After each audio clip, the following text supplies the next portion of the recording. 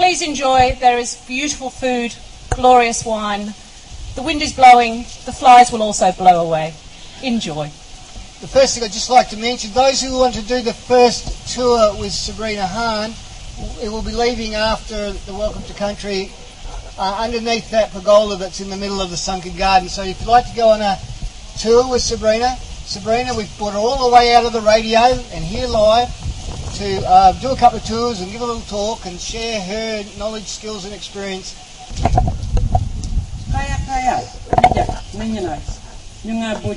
Distinguished guests, ladies and gentlemen, and also to my countrymen that are here with us today. This place was once called Kinjaling, meaning the place of rain. As you take the time to listen to those who have great concerns and compassion for the little things in life and our Budja, this great land. As we know today, it's about the effects of global warming, where rivers, waterways, land and sea will all be affected if we do not take care of this great land and of our food resources. Whether it's protecting the environment or getting the best dental care or the petrol sniffing, you can always rely on a party member to listen to one's concern. May you all enjoy your stay in this beautiful part of our country. To my ancestors, the custodians of this land, to my elders, the teachers of our custom, culture and beliefs. Thank you.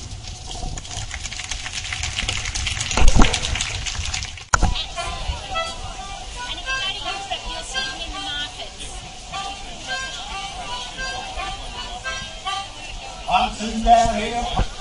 I'm sitting down here.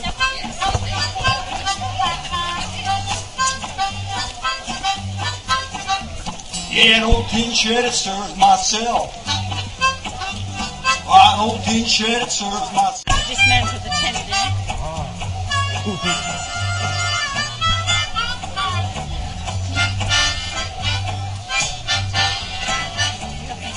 I fell into the paint pot and on my way out. Now I'm here to support the Greens.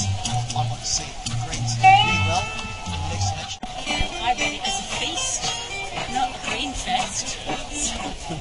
Just shooing the flies, enjoying the vibes.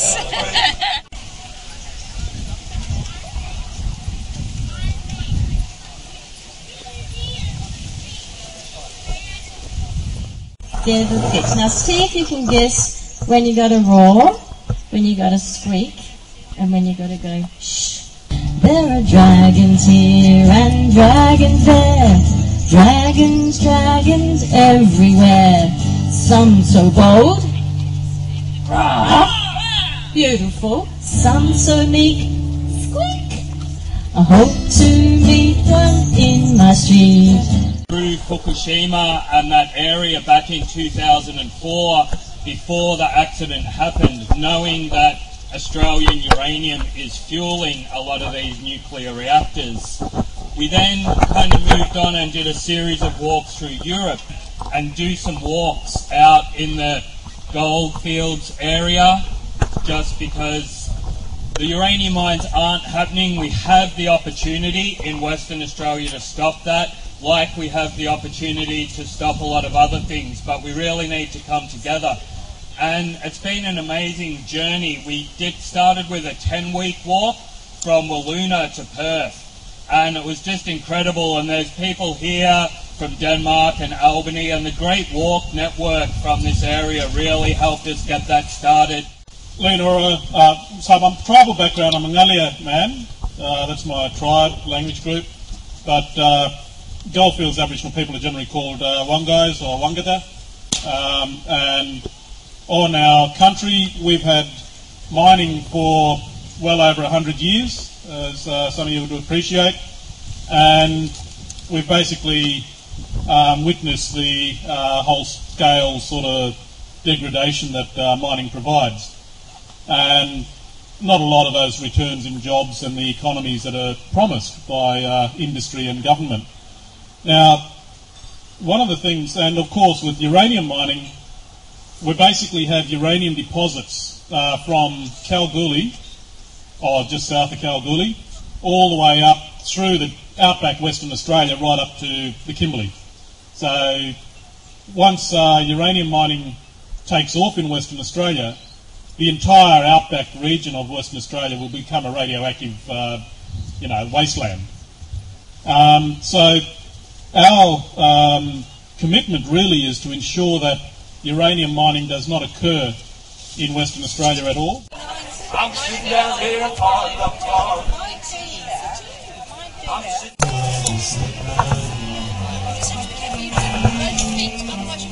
my color's long, the face is not my strong suit. My bleeding heart is on my sleeve. Gambling on you, gambling on you. Layla needs more than just a note to be true.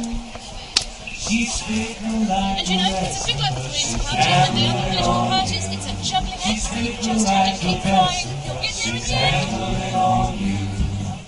A couple of things that I'm going to do now is, first of all, I wanted to introduce the candidate for our lower house seat of Warren Blackwood. Some of you might have met Nerilee Boshammer, who is actually from Busselton, because the Warren Blackwood seat, again, as you know, is quite extensive and comes down as far as Denmark. But Nerilee has kindly joined us this weekend, and I wanted her to have an opportunity to say something. So can I welcome Nerilee and hand over the microphone. Yeah, electorate I'll be running in is the Warren Blackwood. So if there are, I know there's a few of you from that region here, so if you'd like to come up and talk to me about anything impacting on your particular neck of the woods, I'm more than happy to talk to you today. But other than that, I just hope you enjoy each other's company and this beautiful weather in this amazing setting.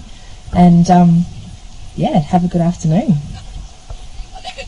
Handball back.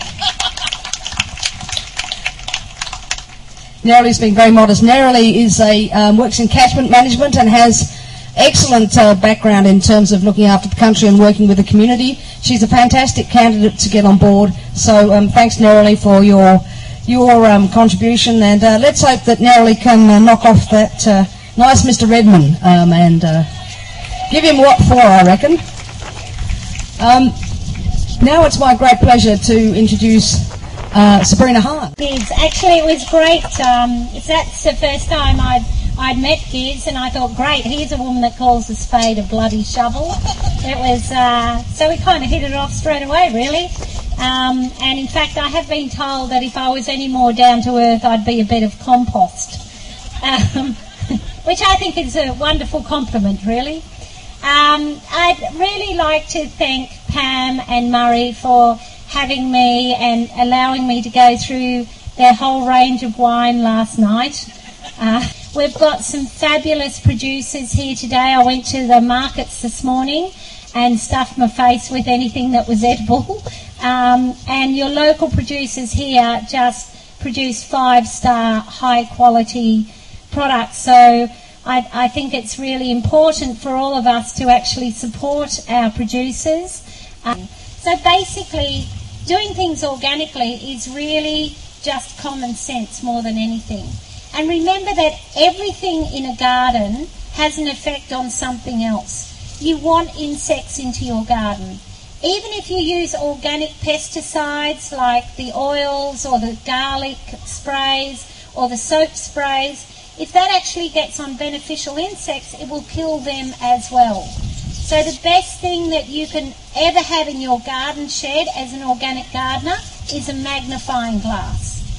Because if you look carefully at each leaf and each flower, you will see a myriad of insects on there. And the larvae, the juvenile form of many of the beneficial insects, do not look anything like the adult form. So ladybird larvae, for instance, doesn't look anything like the mature ladybird, who are sexed fiends, I have to tell you. They have the highest rate of STDs of any insect on the planet. And if you observe ladybirds on your plants as they're eating aphids alive, you will notice what else they're doing.